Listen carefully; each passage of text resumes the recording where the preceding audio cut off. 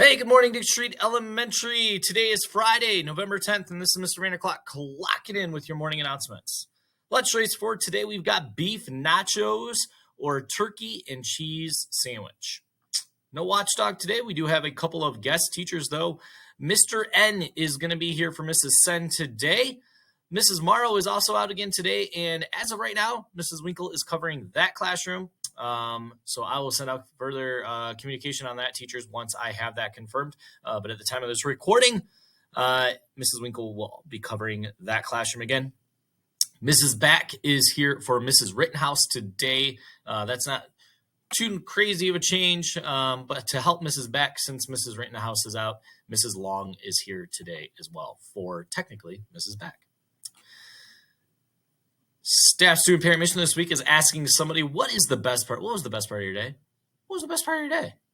What was the best part of your day? What's the best part of your day so far? I mean, I know it's early, but you've been awake for a little while, right? So again, mind shift, focusing our minds to the good, right?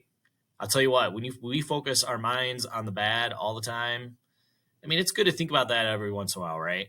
Like, we've got to be able to improve. We've got to think about maybe some of the things that aren't so nice in life, right? But if they are things that are completely out of your control, there's no reason to even dwell on them, right? So let's just focus on the things that we can control. And even in that, let's spend the majority of our time focusing on the things that are good. We'll just be happier. You'll be happier people, I promise you. You will be so much happier, right? But that is a mind shift, okay? I talked about earlier this week. Naturally, we don't do that as humans, okay? Naturally, our minds go towards the negative, goes towards the bad, right? I think it's just innate in us, right? It's like survival mode, okay? But it's a mind shift. We can become people that train our minds to focus on the good. And so I encourage you to do that. Focus on the good. Plenty of good. Plenty of good. Life's too short to focus on the bad. People celebrate birthdays today. We've got Cooper Strickfaden. Happy birthday, Cooper. And we also have Kyla DeWitt. Happy birthday to you both. When you get a chance, step down here at the office. We'll be able to hook you up with a birthday pencil, a coin for the book vending machine, and be able to wish you a happy birthday in person. This morning, I got on ChatGPT. That's what I've been using for my fun facts. And it's Fun Fact Friday, so no joke today, but we do have a fun fact. It's Fun Fact Friday. So here we go. This is what ChatGPT came up with, AI. I just said, actually, he had given me a few facts that I think I've shared before, but I just said, give me an elementary fun fact. And he gave me a couple. I said, try again. And here's the one he came up with. And I don't know if ChatGPT is a boy or a girl. I guess I'm just assuming. I don't know. He's probably not a boy. I keep saying he.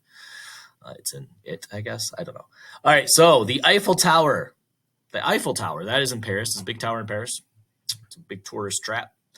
Anyways, Eiffel Tower can be 15 centimeters taller during the summer due to the expansion of the iron because of the heat. So when iron gets hot, it expands, right? You talk to your teachers about that, but it does have something to do with the molecules and atoms within the iron.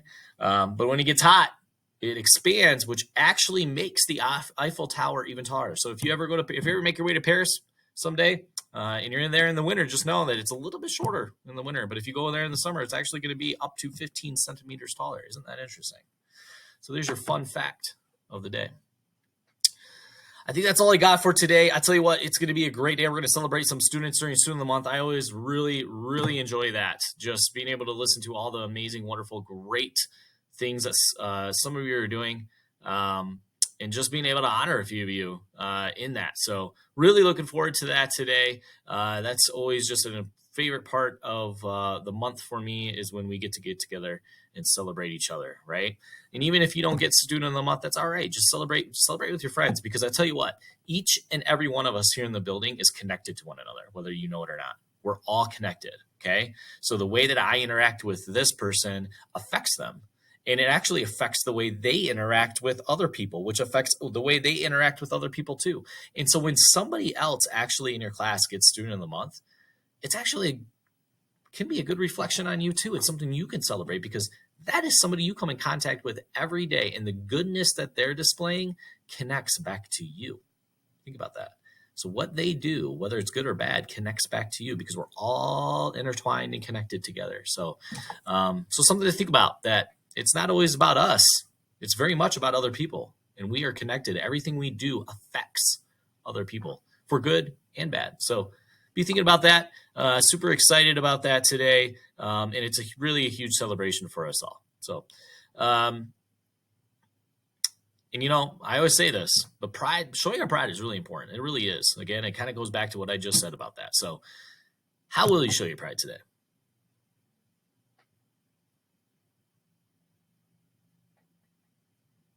That's right, boys and girls. We don't just say those words, right? We live them. We live them out. Okay, that's all I got. Make it a great one, everyone. I'll see you around today. Please stand for the Pledge of